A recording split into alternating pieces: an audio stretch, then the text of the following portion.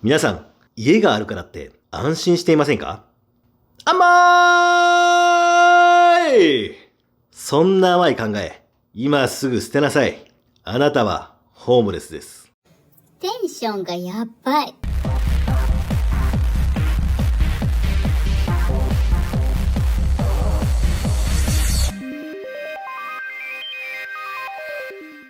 いやー、すいません。つい取り乱してしまいました。乱れすぎてこっち引いてるわ。それでさっきのホームレスって何だったの？え？俺そんな言ってないよ。いや、言った。もう記憶喪失。ちょっと待って。今更だけど、菊代って名前、見た目とのギャップやばいな。やかましいわ。ごめん。話を戻すね。菊代は家があるからホームレスじゃないと思ってるんでしょ？そりゃそうだ。ホームがレスだからホームレスでしょ？甘いな、甘い！それもういいわ。そんな一般人の枠の中の菊代の小さい脳みその中の思考だわ。すっごいディスられてるわ。菊代さ、もっと枠を広げてみてみ。枠を広げる？世界規模で見るとみたいな？いや、もっと地球規模で見てみて。地球規模？それは壮大。まず、僕たちが住んでいる地球、生まれてから死ぬまで一生過ごす場所だけど、そんな地球のことって皆さんどれくらい知っていますか？はい、キコさん。地球とは、水星、金星、火星と同じ地球型惑星として分類されてて、半径は 6400km。中心には核があって、内部から内核、外核、下部マントル、上部マントル、地殻、地表で作られている惑星ですね。いや、めっちゃ悔しいやん。キクどうしたん？もっと言うと、太陽から平均距離は約 1.5 億キロ。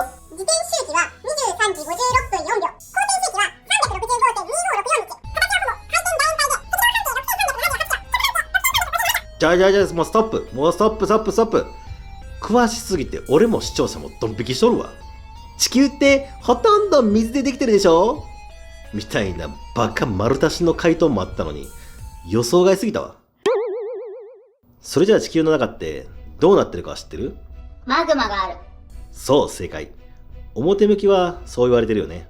マグマはマントルが溶け出したものなんだけど、地球の中心にはマントルがあるというのが世界の常識ですよね。でも皆さん、それって見たことありますか？それはないな。偉い学者さんたちは見てるんじゃない？と思うでしょ？実はまだ人類は地球の中心に到達したことはないんです。そうなの？人類が一番深く地球を掘ったのは1989年に旧ソビエト連邦によって掘られた4230フィート、メートルに換算すると 12.262km。 20年かけて12キロ掘ったんですが、半径 6400km の地球からしたらたったの 0.19% しか掘れてないんです。わかりにくいからもっと上手に例えて。わかりやすく例えるか。そうだな。小学校の時にプールってあったでしょ？あのプールにバケツいっぱいしか水を入れなかった。それぐらいの量かな。それはわかりやすい。めちゃくちゃ少ないわ。これっておかしいと思わない？地球の内部を12キロ分しか掘ったことがないのに、地球の中身はマントルですって言い切ってるの。なんか機械でウィーってやってわかるんじゃないの？ウィーってやったらわかると思う？なわけないよ。地球の内部構造について昔からいろいろな議論はあるんです。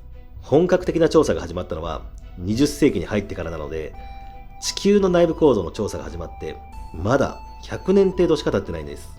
そう思うと最近だね。でしょ？しかも実際に調査するとなるとこれが結構難しくて、現在地球内部の探査に使われているのは主に地震波。地震波とは地震が起きた時に伝わる揺れなんですが、その揺れの到達時刻や強さを測定することによって地球の密度や構造を推測しています。でもそれってあくまで推測なんですよね。現在でも地球深部についてはよくわかっていないんです。じゃあ何があるの？それはわからんけど、研究者曰く1000兆トンのダイヤモンドが地中深くに眠っているらしい。ダイヤモンドだけじゃなくて、様々な宝石が地球の内部にはたくさん埋まっていると言われています。やば。それは誰か見たの？これを実際見たわけではないけど、マサチューセッツ工科大学やハーバード大学などの共同研究で分かったらしい。もう一回大学名いい？マサチューセッツ工科大学やハーバード大学などの全然言えてない。まあでも、じゃあ本当か。でも、現代の技術では、その深さまで採掘しに行くのは不可能やな。意味ねそこで今日の本題、ダイヤモンドよりすごい説なんやけど、それは、地球空洞説。これは17世紀にイギリス人の科学者、エドモンド・ハレーが唱えた説なんですが、ハレー彗星が太陽の周りを回ってるって突き止めた人ね。その説によると、地球の中身は空洞になっていて、その中には別の生命体が住んでいるというのです。月は内部が空洞になっていて、月自体が宇宙船であると言われていたよね。まさかの地球もだった。それはまたぶっ飛んでる。あ、だからホームレスか。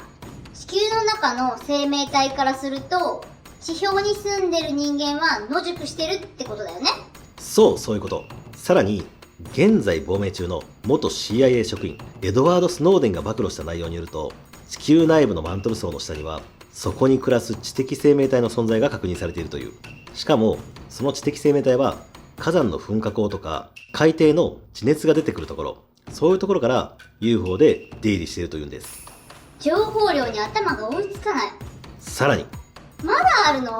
その地球の中に実際に行ってしまった人がいました。マジか。ついに推測超えてきた。